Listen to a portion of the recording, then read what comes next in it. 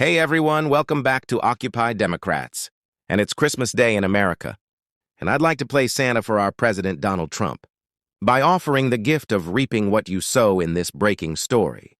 Because Donald's been known to, make an odd act or two about himself. I'm gonna show that story in tune a few seconds. If you'd like to see Donald out of the White House next Christmas, just subscribe to the channel, but there's no better entity to show you how we feel about Donald Trump on Christmas Day than the news out of And then there is Donald Trump, trying to always make his unmistakable stamp on it all. Yep, she's right. He wants to put his name on everything.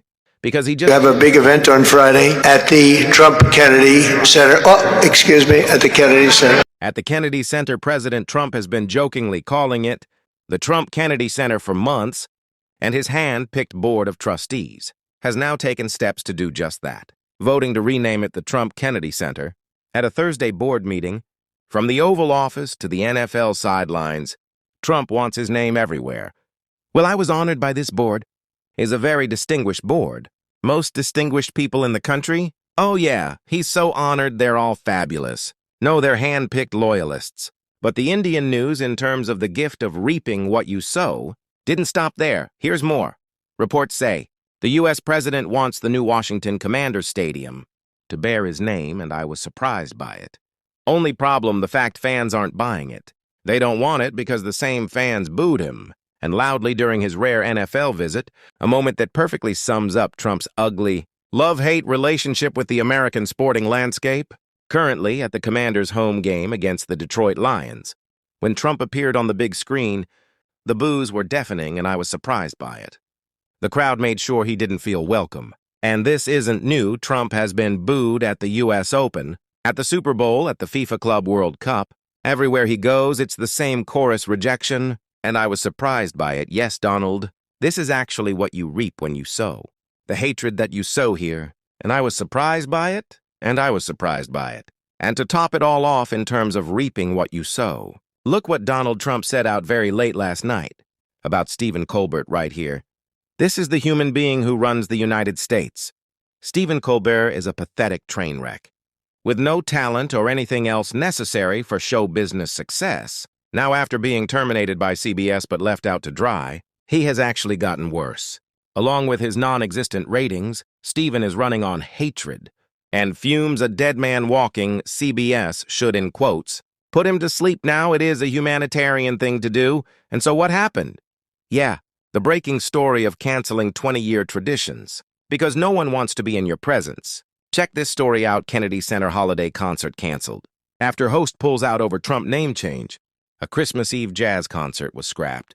After President Donald Trump added his name to the Kennedy Center, Chuck Red, a jazz drummer and vibraphonist, who has hosted the concert for nearly a decade, said Friday that he would call off the performance after the White House announced that the iconic venue would be rebranded as the Trump Kennedy Center. When I saw the name change on the Kennedy Center website, and then hours later on the building, I chose to cancel our concert. Red told the Associated Press in an email the venue name change was approved on December 18th by a board of MAGA loyalists appointed by Trump 79, after he became chair of the board in February, since the name change, which now appears on the building's facade reading the Donald J. Trump and the John F. Kennedy Memorial Center for the Performing Arts. An ex officio trustee Democratic Rep. Joyce Beatty, 75, filed a lawsuit arguing that the change is void because only Congress can amend the center's name by statute. Canceled. Jazz concert has been a holiday tradition for more than 20 years. Red's decision comes after folk singer Christy Lee canceled her performance at the center, which had been scheduled for January 14th. When American history starts getting treated like something you can ban, erase, rename, or rebrand for somebody else's ego, I can't stand on that stage and sleep right at night. Lee wrote in a statement on Facebook about her decision. Other artists who have canceled shows at the center following the name change include Issa Rae and Peter Wolf, as well as Lin-Manuel Miranda's planned production of Hamilton.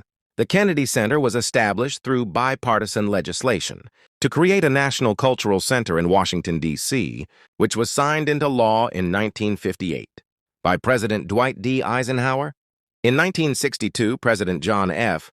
Kennedy launched a $30 million fundraising campaign. For the center's construction, the center was named after President Kennedy.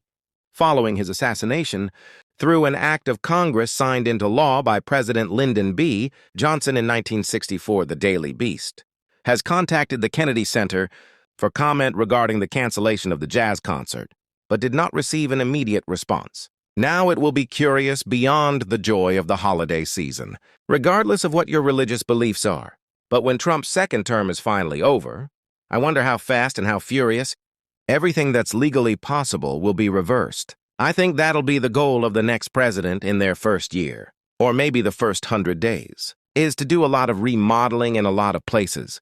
You guys have a terrific Christmas day, and share the video, not only stay frosty. Stay frosty, the snowman. See you soon.